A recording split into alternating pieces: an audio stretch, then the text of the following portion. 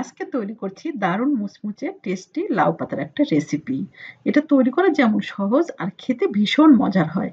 আশা করছি রেসিপিটি আপনাদের খুবই ভালো লাগবে। তো এজন্য আমি এখানে নিয়েছি কিছুটা লাউ পাতা। আর পাতাগুলো ঠিক এরকম বড় দেখে নিতে হবে।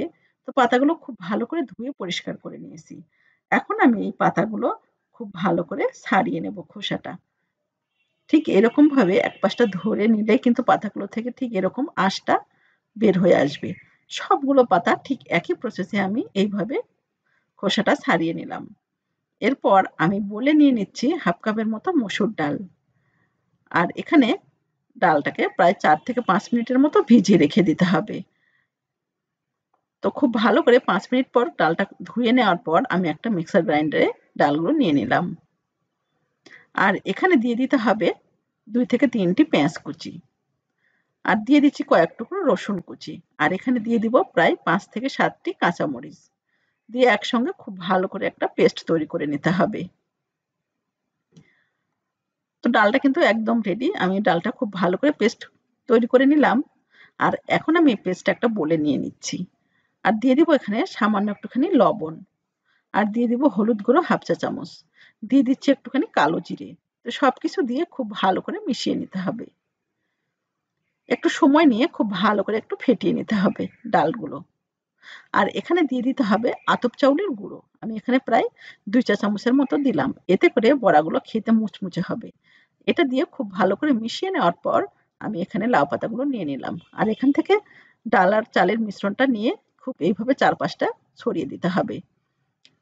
একটু সময় নিয়ে খুব ভালো করে চারপাশে ছড়িয়ে দেওয়ার পর এক পাশটা হয়ে গেলে উপরে আরো একটা এরকমভাবে পাতাটা খুব ভালো করে ছড়িয়ে নিলাম। নেওয়ার পর এই পাতার উপরও ঠিক এরকমভাবে ডাল চালটা এভাবে মিশিয়ে দিতে হবে। তো একে, একে আমি এখানে প্রায় ৫ টা পাতা এরকমভাবে একই নিয়মে পাতা আর ডালটা খুব ভালো করে এভাবে মিশিয়ে নিলাম। আর ডালটা কিন্তু খুব বেশি মোটা করা যাবে না। ঠিক হালকা একটু পাতলা করে দিয়ে দিতে হবে। তো সবকিছু নেওয়ার পর এখন এই এক পাশটা ধরে খুব ভালো করে এভাবে রোল করে নিতে হবে। এক পাশটা ধরে খুব ভালো করে এভাবে রোল করে নেওয়ার পর মুখটা খুব ভালো করে এভাবে জড়িয়ে নিতে হবে। আর এখানে আমি একটা সুতো নিয়েছি। খুব ভালো করে আমি বেঁধে নেব। যাতে এটা খুলে না যায়। তো সবকিছু খুব ভালো করে নেওয়ার পর প্যানে কিছুটা জল দিয়ে দিলাম। আর এখানে আমি একটা স্ট্যান্ড বসিয়ে দিচ্ছি। আর এখানে একটা স্টিলের পাত্র নিয়ে নিচ্ছি। এখন আমি এই মোড়ানো পাতাগুলো স্টিলের পাত্রের উপর দিয়ে দিব। এটা খুব ভালো করে ভাপিয়ে নিতে হবে। ঢাকা দিয়ে রেখে দিতে হবে প্রায় ১০ মিনিটের মতো। এতে করে খুব ভালো করে সেদ্ধ হয়ে যাবে পাতা এবং ডালটা। তো ১০ মিনিট পর আমি ঢাকাটা উঠিয়ে নিলাম।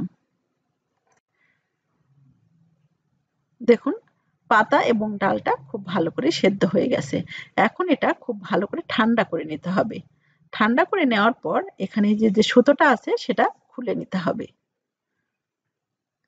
খুলে নেওয়ার পর আমি এখানে একটা চাকু দিয়ে পিস পিস করে এখন এটা কেটে নিতে হবে।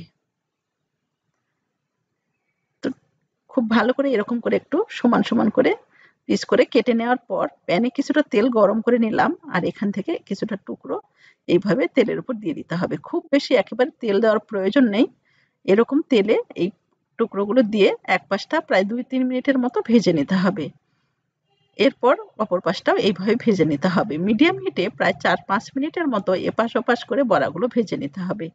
এতে করে বড়াগুলো মুচমুচে হবে। হাই হিটে ভাজলে কিন্তু বড়াগুলো পুড়ে যাবে।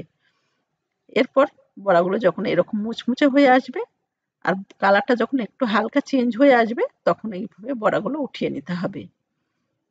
তো একদম রেডি। বিশ্বাস করেন এই বড়াটা দিয়ে কিন্তু এক থাল ভাত নিমেষেই খাওয়া হয়ে যাবে। এতটাই টেস্টি আর মজার, আপনারা তৈরি না করলে বুঝবেনই না।